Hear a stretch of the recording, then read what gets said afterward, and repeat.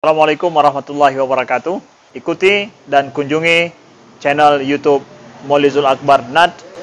Subscribe, like, share, komen.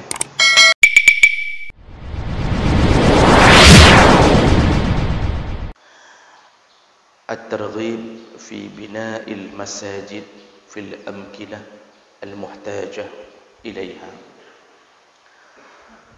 Bab ini akan membahas tentang anjuran untuk membangun masjid atau wakaf ke masjid, terutama fil amkinah al-muhtajah, terutama membangun masjid di tempat-tempat yang membutuhkan masjid.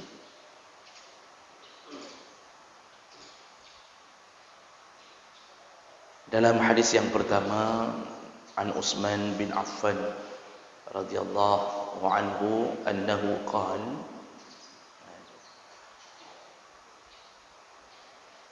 Rasulullah sallallahu alaihi wasallam berkata, man bana lillahi masjidan yabtaghi bihi wajha Allah bana Allahu lahu baitan fil jannah. Barang siapa yang membangun masjid yabtaghi bihi wajha Allah, benar-benar mengharap wajah Allah. Wajah di sini dalam pandangan Ahlus Sunnah wal Jamaah, ulama-ulama menyebutkan yaitu kekuasaannya. Jadi yang mengharapkan kekuasaan Allah atau keridhaan Allah, maka orang-orang yang membangun masjid karena Allah, dia akan dibangunkan oleh Allah untuknya rumah di surga Allah. Nah, jemaah maka Allah ini juga disebutkan senada dengan beberapa hadis yang lain. Berikutnya an Abi Dzar radhiyallahu anhu qala, qala Rasulullah sallallahu alaihi wasallam, man bana lillahi masjidan qadra mafhasi qutatin banallahu lahu baitan fil jannah.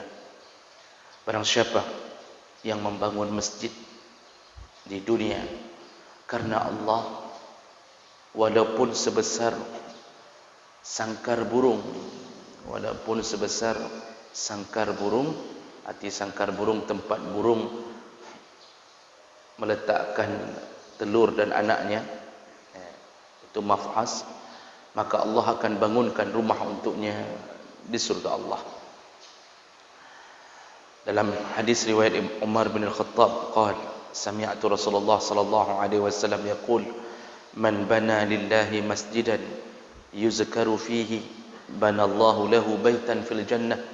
Barang siapa yang pernah membangun masjid atau rumah Allah di dunia, maka yang digunakan masjid itu digunakan untuk berzikir di dalamnya, Allah akan bangunkan rumah untuk mereka di surga Allah Subhanahu wa taala.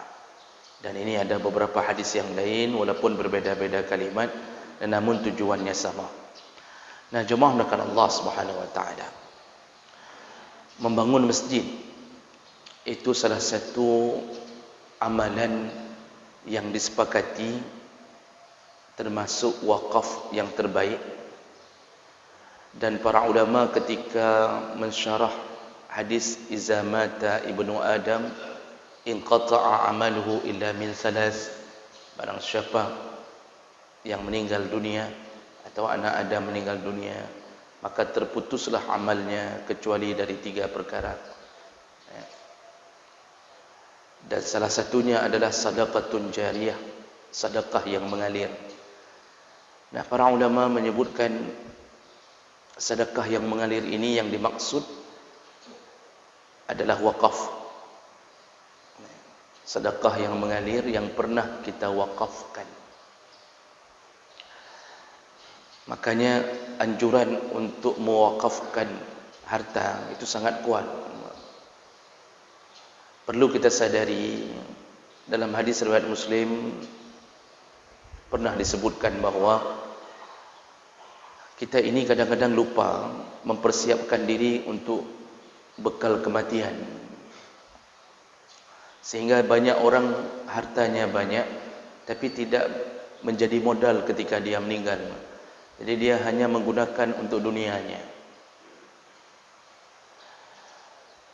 Disebutkan dalam salah satu riwayat, kalau seandainya kita memakan sesuatu dari harta kita, kita beli makanan, maka semua ujungnya adalah kotoran. Semua makanan yang kita makan berujung kepada septic tank.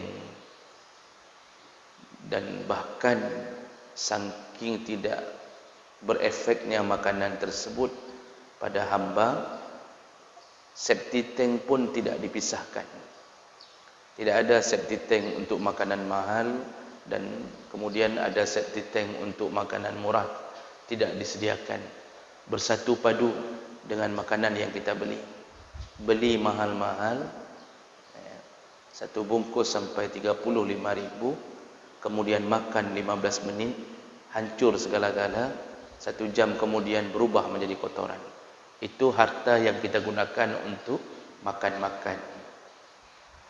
Lalu disebutkan, dan harta yang kita gunakan untuk membeli pakaian, maka pakaian itu pun tertinggal di dunia. Tergantung di lemari, tidak dibawa mati. Bahkan pakaian yang paling kita sukai pun tidak boleh dimasukkan ke alam kubur. Kita hanya beralaskan kain putih yang tidak ada kantongnya. Satu pun harta kita tidak dibawa. Nah, ini menjadi peringatan, jangan terlalu habis-habisan untuk menumpuk-numpuk pakaian, kecuali pakaian itu penting untuk menutup aurat kita atau memperbagus menuju ke tempat Allah. Jadi gunakan makan, gunakan pakaian untuk ke jalan-jalan Allah, itu yang bermanfaat.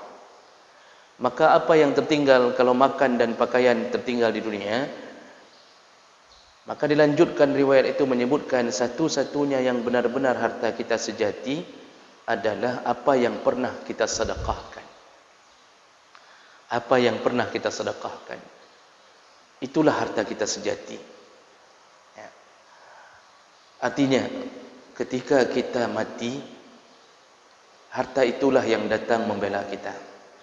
Saking pentingnya harta, saking pentingnya sedekah, sampai dalam surat Al-Munafiqun Allah Subhanahu wa taala menjelaskan, Allah mengatakan, wa anfiqu mimma razaqnakum min qabli ayyatiya ahadakumul maut. Segera infakkan hartamu yang kau dapatkan dariku sebelum datang kematian untukmu, kata Allah. Fayaqul, nanti ketika orang mau mati, maka dia akan berkata, Rabbi laula akhartani ila ajalin qarib. Ya Allah, izinkan aku sebentar saja, jangan tarik nyawaku, tundalah sakaratul mautku. Maksudnya dia akan berkata kepada ahli warisnya, tolong sedekahkan hartaku. Maka dia akan berwasiat kepada ahli warisnya, untuk fulan, untuk fulan, untuk si miskin itu, untuk anak yatim itu. Dan itu kalimat yang Allah bongkar di dalam Al-Quran. Siapa yang mengucapkan itu? Yang jarang bersedekah ketika masih hidup. Jadi Allah kasih tahu kejadian waktu sakaratul maut. Memang kita kalau lihat orang sakaratul maut, pandangan zahir seperti tidak terjadi apa-apa, hanya tarik nafas panjang, ya. Kemudian yugharghir, nanti paling berbunyi gharghar, begitu yugharghir, ya. Pandangan matanya kadang-kadang kosong, ya. Padahal dia sedang berjuang dengan amalnya. Itu dimulai dari sakaratul maut. Dan Allah yang kasih tahu perkara gaib. Orang yang jarang berwakaf, jarang bersedekah di dunia, kekurangan amal yang dia minta pertama kepada Allah ketika menjelang kematian, mohon izin la as-saddaqa, izin ya Allah, jangan dulu 5 menit saja la as-saddaqa, biarkan aku bersedekah. Sedekah duluan yang dia sebutkan. Kenapa dia tidak minta solat? Kenapa dia tidak minta perkara lain? Karena sedekahlah amalan yang paling mudah, tapi kemudian dia tidak lakukan. Jadi jemaah mereka Allah, penting sekali hidup sebelum meninggal. Di masa hidup sering-seringlah berwakaf, sesuaikan dengan kemampuan. Orang miskin berwakaf itu bisa lebih hebat pahalanya daripada orang kaya yang berwakaf.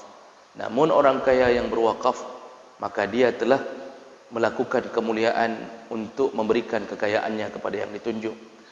Maka para ulama itu sepakat mengatakan ketika Allah mengatakan sedekah, Nabi mengatakan sedekah jariyah, jariyah itu berlari. Salah satunya adalah wakaf ke masjid. Allah Subhanahu wa taala melalui nabinya berjanji, barang siapa yang pernah berwakaf karena Allah, ya betaghi bihi wajh Allah. Nah, ini yang perlu kita catat baik-baik, yang akan dibangunkan rumah di surga Allah, yang wakaf hanya karena mengharap ridha Allah. Selain daripada itu tidak dijadikan sebagai sebuah janji untuk dibangunkan rumah di surga. Karena ada orang yang berwakaf ke masjid dengan niat yang berbeda-beda. Ada yang bukan karena Allah. Ada yang ingin dikenal di kampungnya bahwa dia dermawan. Ada yang merasa tidak enak karena sudah disindir-sindir oleh pengurus masjid. Jadi dia wakaf karena sindiran. Terpaksa, hatinya padahal tidak ikhlas, tapi karena sudah disindir terus-terusan, akhirnya dia mengatakan boka jut si, boka cok 2 juta cok. Jadi dia disuruh cok 2 juta, tapi hatinya dia tidak merasa nyaman, karena merasa tidak enak. Ada yang berwakaf ke masjid, tapi dia mensyaratkan untuk diberitahukan kepada jamaah bahawa fulan telah berwakaf jumlah sekian. Tujuannya apa? Supaya dipilih kembali. Dan itu biasanya mendekati masa-masa pemilihan. Nanti Bapak lihat ketika menjelang 2024, kalau tidak digeser menjadi 2027, itu nanti ada yang wakaf, datang wakaf, lalu nanti pasang pamflet sedikit, ini telah lantai masjid ini telah diwakafkan oleh fulan. Jadi kadang-kadang dengan memakai baju partai datang berwakaf, itu belum mendekati pemilu, banyak yang begitu, Pak. Atau ada yang berwakaf mengharap dipilih. Begitu tidak terpilih dia datangi panitia. Nyan mandum sajadah, nyan balut balik, kata dia. Sekarang saya sudah bilang, saya wakaf ke sini, suara saya harap paling banyak di sini. Rupanya tidak menang pula, Pak. Dan itu kejadian beberapa tahun yang lalu.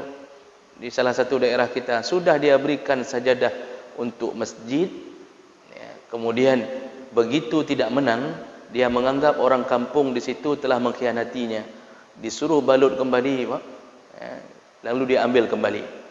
Pengurus masjid tidak mau balut, dicampak-campak keluar masjid, suruh balut sendiri. Itu yang model-model begitu. Ini niat menjadi bukti Allah akan berikan janji sesuai niat. Di sini Allah sebut, Nabi sebutkan yang mendapatkan rumah di surga Allah hanya yang yabtaghi bihi wajh Allah, yang benar-benar berwakaf hanya karena Allah, benar-benar mengharap pahala dari Allah. Jadi jemaah mereka Allah Subhanahu wa taala, ini niat ini yang perlu kita luruskan. Jangan salah niat. Oh, kalau begitu ada yang kadang-kadang merasa begini, merasa tidak ikhlas, lalu akhirnya enggak jadi. Jadi ketika dia mewakaf, hatinya selalu berbisik, kayaknya belum ikhlas lah. Kayaknya belum ikhlas. Bulan ini belum ikhlas, bulan depan belum ikhlas, sampai setahun depan belum ikhlas.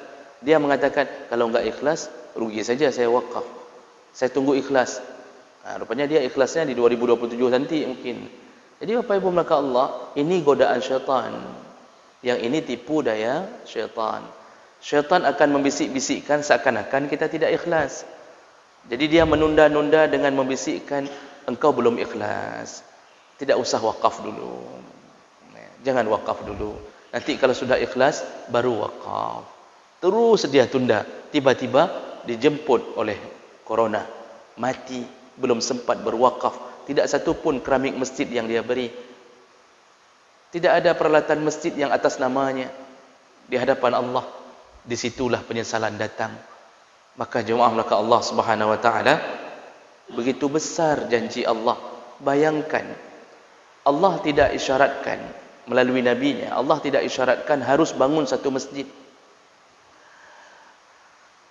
Yang Allah isyaratkan siapa yang berkumpul membangun masjid.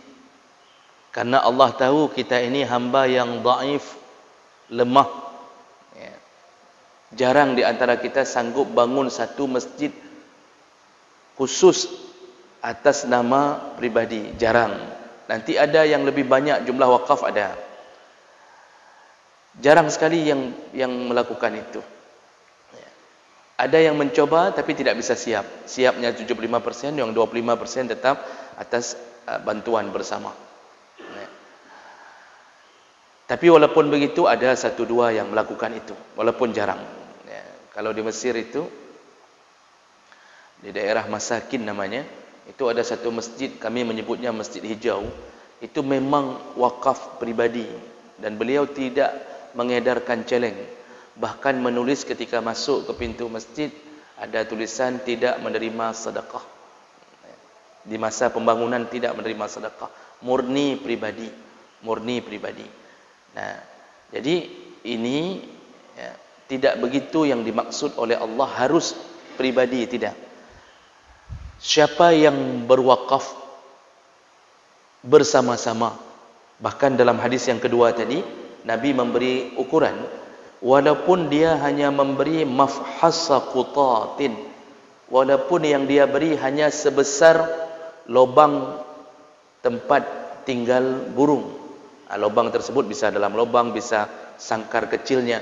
Mafhas itu sangkar kecil tempat dia tinggal, anak-anaknya, ada telurnya, di situ disebut mafhas. Yang pernah berwakaf sebesar itu, dan itu benar-benar karena Allah, maka Allah pun janji Allah akan membangunkan rumah untuknya di surga Allah. Ini menunjukkan hadis ini, tidak banyak, tidak mengapa, yang penting ikhlas. Tapi yang lebih bagus, yaitu yang lebih banyak. Ukuran pahala tentu berbeda. Walaupun tadi dijanjikan bangun rumah di surga, itu untuk semua. Namun tentu berbeda orang yang beramal sedikit dengan orang yang beramal banyak. Tidak sama. Al-jaza li jinsil amal, kata Rasulullah. Pahala itu disesuaikan dengan amal. Yang berwakaf satu, yang berwakaf misal keramik, saya tanggung setengah masjid, katanya setengah masjid saya tanggung keramik. Itu dihitung-hitung hampir mencapai mungkin 20 meter beliau tanggung. Itu tentu berbeda pahalanya dengan yang menanggung satu lubang burung tadi. Mana mungkin sama? Tidak sama, karena perjuangannya lebih besar di sana daripada yang di sini. Nah, jadi pahala tetap disesuaikan dengan pengorbanan. Yang berwakaf sebesar lubang burung, mesti gejuk. Kalau sebesar lubang burung kan berarti cuma sekilo semen. Misal dia wakaf, saya wakafkan semen sekilo, bukan pun satu sak sekilo. Tidak boleh panitia mengatakan sekilo. Ini wakaf sekilo. Panitia baca dulu pengumuman dari Nabi, yang dia itu kalau memang begitu kemampuannya, dia tetap dapat jaminan rumah di surga. Namun yang lebih hebat bagi mereka yang lebih besar. Jadi pahala disesuaikan dengan sekilo tadilah. Mungkin ya kalau rumah di surga ya rumah-rumah di pinggiran lah, begitu sedikit, kan? Bahaya merempah. Itu menunjukkan kemurahan Allah di atas perjuangan hamba, walaupun hamba itu melakukannya sedikit. tapi tetap dia mengagungkan Allah. Dia anggap dia telah berjuang menegakkan rumah-rumah Allah. Lalu Nabi ketika mengatakan dibangunkan rumah untuknya di surga, kenapa enggak dibangunkan masjid di surga? Karena di surga tidak perlu masjid. Maka balasan Allah bukan kepada barang yang tidak diperlukan lagi. Kita butuh masjid di dunia, Pak. Kira-kira nanti kita salat berjamaah lagi tidak di surga? Kira-kira akan terdengar azan lagi tidak? Tidak. Tempat kita berjuang hanya di sini. Antara 10 tahun, 20, 30, 40. Apalagi di akhir zaman akan banyak orang yang meninggal dalam keadaan tiba-tiba mautul faji'ah. Orang banyak meninggal dalam keadaan umur tidak diprediksi, mati muda. Banyak sekali, Pak. Apalagi dengan penyakit taun. Makanya Allah Subhanahu wa taala itu hanya melihat kita berjuang di dunia. Orang yang berpikiran sehat, dia habis-habisan di dunia. Ketika masuk surga, kita itu adalah tempat untuk bersenang-senang. Surga itu tempat bersenang-senang. Bukan lagi tempat untuk diuji melakukan ibadah sampai kita dalam surga. Ketika tengah malam kita bangunkan isteri, kepada hai kata sembahyang tahajud. Kata isteri, kasih bidonya tampar lung. Sudah cukup di dunia abang tampar saya untuk bangun-bangun tahajud. Di sini tidak ada lagi. Betul begitu, memang tidak ada lagi beban. Jadi kerja apa? Kerja hanya untuk bersenang-senang. Inna ashabal jannatil yawma fi syughulin fakihun, kata Allah. Sesungguhnya penduduk surga kerja mereka hanya sibuk. Sibuk apa? Fakihun, sibuk bersenang-senang. Kita hari ini kan susah, Pak. Ini ikut pengajian aja ada di antara kita yang susah kan, Pak. Lihat jam. Kok lama kali Ustaz tu? Ini kita masuk kantor jam berapa? Itu aja susah. Kita ikut pengajian aja susah. Mau salat subuh susah. Ada yang pikir malah kita salat subuh di masjid itu. Ada pengajian. Kita keluar enggak enak, enggak keluar tertahan. Itu susah. Itu melakukan baik pun kita susah. Kita bersenang-senang di dunia tapi tetap dibarengi kesusahan. Tetap. Oh, kita mau menuju ke Takengon, menuju Gunung Salak. Kita terfikirkan berapa jam kita bisa pergi. Nanti sore ada pekerjaan, bapak ada rapat. Yang datang di hari Minggu terfikir ke hari Senin. Jadi selama perjalanan dia memikirkan, ya Allah besok sudah hari Senin. Dia harus masuk kerja kembali. Selalu ada dibarengi dengan kesusahan. Di surga kata Allah tidak ada. Jadi orang hanya berganti dari satu senang ke senang yang lain. Bisa bayangkan Bapak Ibu, kita hanya ganti satu senang ke senang yang lain. Habis makan-makan, lalu loncat ke sungai, mau pilih sungai madu, sungai susu. Tidak seperti sungai di sini. Sedang mandi lewat sesuatu yang mengganggu pemandangan kita, tidak. Bahkan diberikan satu lagi sungai khamar, kata Rasulullah. Sungai mabuk. Sungai khamar mabuk. Jadi orang berfikir, jadi kayak mana kita mandi dalam khamar? Di sana tidak ada lagi hukum halal haram, semuanya dihalalkan Allah. Yang hari ini menahan-nahan diri untuk tidak mabuk, maka dia mabuknya dalam sungai nanti. Terserah, silahkan mau fly lah di situ. Jadi berenang sambil fly begitu. Ada sabu-sabu, itu saya belum dapatkan hadis ada sabu-sabu. Tapi kalau ada pun dihalalkan Allah. Kalau ada pun, jadi ini tempat ujian, tahan yang Allah larang. Silahkan bersenang-senang. Naik dari sungai, makan lagi. Setelah makan, mau pergi ke mana? Kunjungi saudara. Mungkin bapak teringat ke saya, di mana rumah Ustaz? Saya bilang, saya rumah di surga Firdaus. Begitu contoh. Bapak di mana? Saya yang paling bawah Ustaz. Gitu. Contoh, bisa saja terbalik bapak. Jadi jemaah mereka Allah, subhanallah. Hanya untuk mendapatkan kenikmatan surga, kita hanya perlu berjuang. Wakafkan harta ke masjid. Ke masjid. Tidak mesti masjid sini, masjid manapun. Tapi kalau kita yang memang melihat keadaan masjid sini ternyata masih banyak bantuan, segeralah sebelum datangnya kematian. Jangan sampai kita bermohon-mohon kepada malaikat, tolong tunda, siat mentang. Padahal mulut di saat itu kita tidak mampu lagi untuk mengatakan apapun kepada ahli waris. Maka selama masih hidup sehat, kita jangankan mati, Pak. Stroke saja kita mau wasiat enggak bisa. Bibir mereng, huruf enggak keluar seperti yang kita harapkan. Kita mau bilang A, keluarnya ba. Istri yang paling kita cintai pun tidak tahu apa yang kita ucapkan. Kita mau bilang tolong wakaf, yang keluar wa begitu. Mau tulis tangan tidak bisa bergerak. Maka sebelum stroke segera wakafkan. Nyo wo cok Jepang wakaf juga masih. Begitu harus cepatnya. Begitu harus cepatnya. Rasulullah sallallahu alaihi wasallam setelah selesai solat jamaah pada suatu hari dalam hadis, tiba-tiba beliau tidak duduk seperti biasanya. Beliau tidak duduk seperti biasanya. Langsung beliau melangkah ke rumah salah satu istrinya. Kalau rumahnya bersama Aisyah kan di samping mihrab. Di belakang sana, kalau Bapak lihat peta rumah istri Nabi, itu enggak terlalu jauh antara rumah istri yang Aisyah. Aisyah tinggal samping mihrab. Rumah Maimunah itu enggak terlalu jauh. Maka kalau Bapak punya Maimunah enggak usah terlalu jauh. Jadi beliau dari masjid itu langsung melangkah ke belakang. Jadi dia terobos. Habis solat nih. Biasanya Rasulullah duduk berzikir, tapi kemudian beliau terobos. Sahabat heran melihat Rasulullah. Rasulullah tidak bicara apa-apa, langsung terobos. Lalu kemudian tidak lama Rasulullah balik. Di situ baru sahabat bertanya, ada apa ya Rasulullah? Tidak biasanya engkau melakukan ini. Kata Rasulullah, setelah solat tadi aku teringat ada sekeping emas yang belum ku sedekahkan hari ini. Maka beliau segera berlari untuk mewakafkan emas itu. Itu Rasulullah yang sudah dijamin surga, ingin mencontohkan ke umat, jangan lama-lama, yang terfikir langsung kasih. Kita kadang-kadang banyak sekali kita pertimbangkan, dibisik-bisikkan syaitan. Tu tadi celeng lewat. Kita berfikir, nyoh 3,000 atau 2,000 kujuk ronyo. Jangan fikir-fikir, Pak, 10,000 langsung dekat, apa? Kalau difikir, menang syaitan. Syaitan menunggu orang yang banyak pikiran. Maka orang yang banyak pikiran itu syaitan. Tidak begitu juga. Jadi jemaah maka Allah Subhanahu wa taala, bersedekah itu jangan ditunggu-tunggu, jangan ditunda-tunda.